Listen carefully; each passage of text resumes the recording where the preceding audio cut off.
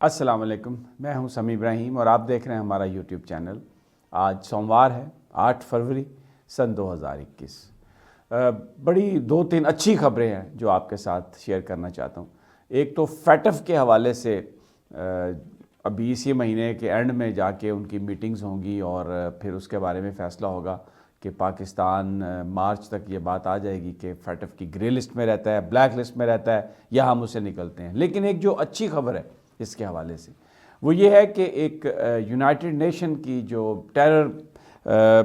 Analytical اور monitoring team ہے، اس کی 27ویں جو رپورٹ انہوں نے سبمٹ کی ہے، اس میں پاکستان کی جو ایفرٹس ہیں اس کو ایکنالج کیا گیا ہے اور یہ کہا گیا ہے کہ بہت سارے جو ٹیرر گروپس ہیں ان کو نہ صرف پاکستان نے ان کے خلاف کارروائی کی ہے بلکہ ان کے جو ایسٹس ہیں ان کو بھی اپنے قبضے میں لیا ہے اور پاکستان کی جو کوششیں ہیں ان کی تعریف کی گئی ہے۔ تو یہ ایک بڑا فیکٹر ہوگا جو فیٹف کی جو میٹنگ ہوگی اس میں جو فیصلہ کیا جائے گا پاکستان کے حوالے سے۔ یہ رپورٹ بہت سگنیفیکنٹ ہے اور بھارت بڑا تلملال ہے اس رپورٹ پر، کیونکہ اس رپورٹ نے جو باتیں کہی ہیں وہ جو پاکستان نے ڈوسیئر دیا تھا یونائٹڈ نیشن میں اور دنیا کے مختلف ممالک میں، یہ بتایا تھا کہ بھارت کس طرح مختلف ٹیرر گروپس کو استعمال کرتا ہے ٹیررزم کے لیے، اپنے آبجیکٹیو اچیو کرنے کے لیے، پاکستان کو بدنام کرنے کے لیے۔ تو کیونکہ جو یورپین ڈس انفو لیب کی رپورٹ تھی، پھر اس کے بعد یونائٹڈ نیشن کی یہ رپورٹ جو ہے، اور اس کے علاوہ امریکہ کے اندر 2 رپورٹس ان کی کانگریس کو سبمٹ کی گئی ہیں۔ ایک تو بائی پارٹیزن رپورٹ ہے اور ایک پینٹاگون کے انسپیکٹر جنرل کی رپورٹ ہے جس کو SIJAR کہا جاتا ہے، جس کا یہ عنوان ہے۔ ان رپورٹس میں بھی یہ بات کہی گئی ہے کہ پاکستان کی جو ایفرٹس ہیں ٹیررزم کو روکنے کے لیے، ٹیرر فائنینسنگ کو روکنے کے لیے، وہ بہت ہی قابل تعریف ہیں اور اس حوالے سے پاکستان ایک بھرپور کوشش کرتا ہوا نظر آ رہا ہے۔ اور یہ بھی اس میں انڈیا کا جو ایک رول ہے اس کے حوالے سے بھی ایک انڈائریکٹلی ایک ایسی بات کہی گئی ہے جو پاکستان نے جو ڈوسیئر دیا تھا، جو پاکستان نے بھارت کے بارے میں اپنی فائنڈنگ بتائی تھی، اس کو وہ انڈورس کرتے ہیں۔ مثال کے طور پر یہ کہا گیا ہے کہ جو اس وقت جو افغانستان کے اندر جو ٹیرر گروپ ہیں جو آپریٹ کر رہے ہیں، وہ پاکستان کے اندر جا کے کارروائیاں کر رہے ہیں اور پچھلے 3 مہینے میں جو تحریک طالبان پاکستان ہے، تقریباً انہوں نے 100 سے زائد دفعہ پاک افغان بارڈر کراس کر کے پاکستان کے اندر آ کے کارروائی کی ہے۔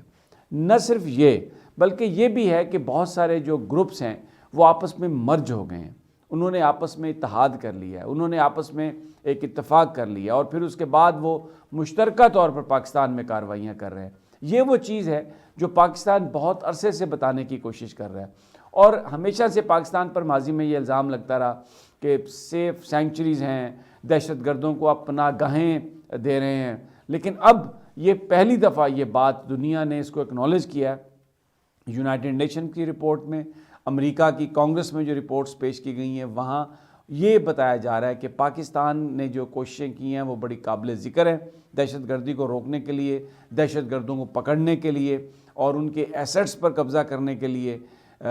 بڑی ایفرٹس ہیں پاکستان کی۔ لیکن اس کے مقابلے میں افغانستان کے اندر یہ موجود ہیں گروپس اور انہوں نے آپس میں الائنس کر رہی ہے۔ ابھی یہ میرے پاس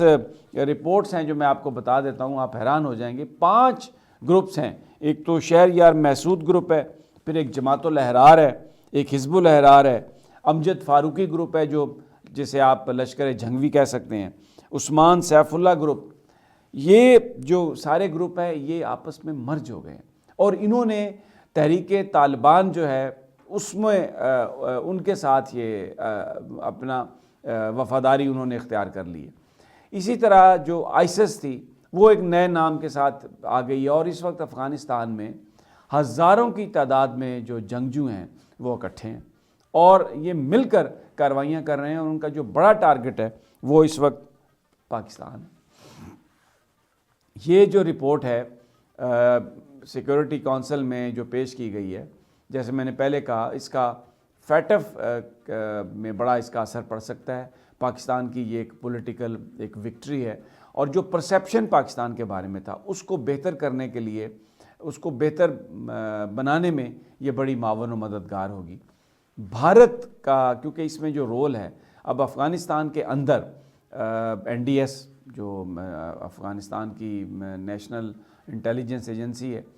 را کے ان کے ساتھ بڑے قریبی تعلقات ہیں، اور پاکستان اپنے ڈوزیر میں یہ بات بتا چکا ہے کہ کس طریقے سے ان تمام یہ جو مرجر ہے، یہ جو سارے ٹیرر گروپس ایک جگہ پر اکٹھے ہوئے ہیں، اس کے پیچھے بھارت کی ایجنسی را کا ہاتھ ہے۔ انہوں نے اس میں بہت زیادہ انویسٹمنٹ بھی کی ہے اور بہت زیادہ ایفرٹ بھی کی ہے، افغانستان کے اندر اپنے تمام وسائل استعمال کیے، اور مقصد ایک ہے کہ پاکستان کو پریشر میں لایا جا سکے، پاکستان کی جو کارروائی،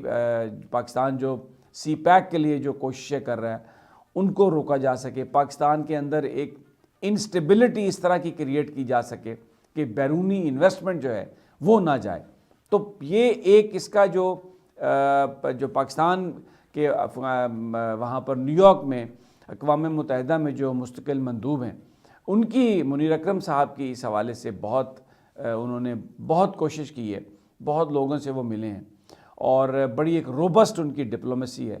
جس نے جو اصل چہرہ ہے بھارت کا وہ دکھایا، اور اب جو مختلف فورمز پر پاکستان کو یہ کامیابی حاصل ہونا شروع ہوئی ہے کہ جو پاکستان کہتا تھا پچھلے کئی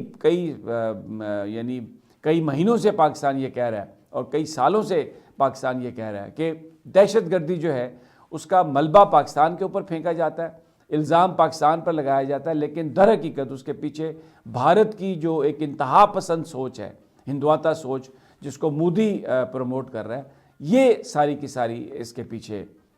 ہے، اور اس کی رسپانسبلٹی ان پر آتی ہے۔ بہرحال یہ ایک بڑی اچھی خبر ہے، اور آنے والے دنوں میں اب دیکھتے ہیں کہ پاکستان فیٹف میں اپنا کیس کس طرح سے پریزنٹ کرتا ہے، کیونکہ فیٹف ایک پولیٹیکل باڈی ہے، وہاں پر امریکہ کا انفلوئنس ہے۔ اس سے پہلے ٹرمپ بھارت کے ساتھ بہت زیادہ تھا ملا ہوا، اب جو بائیڈن جو ہے انہوں نے آ کے تھوڑا سعودی عرب کو جو میسیجنگ کی ہے، انڈیا کو جو میسیجنگ کی ہے، پاکستان کے ساتھ بھی تعلقات کا ایک آغاز کیا، تو ایسا لگ رہا ہے کہ اس میں تو کوئی شک نہیں کہ ہوگی تو امریکن پالیسی ہی فالو وہاں پر انہی کے اپنے مفادات کے تحت دیکھا جائے گا، لیکن ایک ونڈو آف اپرچونٹی جو میں نے اپنی پچھلی ویڈیوز میں بھی آپ سے کہا پاکستان کے لیے کریٹ ہوئی ہے۔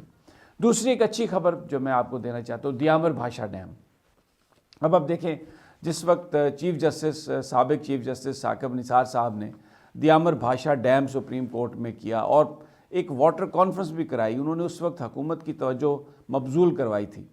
اور اس میں جسٹس عمر عطا بندیال، جسٹس اعجاز الاحسن صاحب اور بہت سارے جو جج تھے، انہوں نے بھی اس میں بہت زیادہ ایک کردار ادا کیا تھا، اور واٹر کانفرنس بھی ہوئی، اس کو ہائی لائٹ بھی کیا گیا، اور کوشش کی گئی کہ یہ جو معاملہ ہے حکومت اس کو توجہ دے سکے، اور جو ایک فنڈ انہوں نے کریٹ کیا تھا اس پر بہت زیادہ لے دے ہوئی، بڑی اس پر ایک تنقید کی گئی کہ جی پیسے کھا گئے ہیں، پیسے جی ہڑپ کر گئے ہیں، پتہ نہیں کہاں گئے ہیں۔ میں آپ کو بتاتا ہوں، تقریباً 11 بلین ڈالر،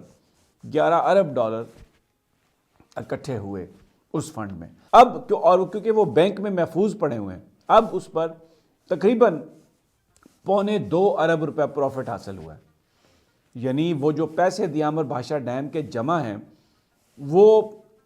بینک میں جمع ہونے کی وجہ سے اس میں تقریباً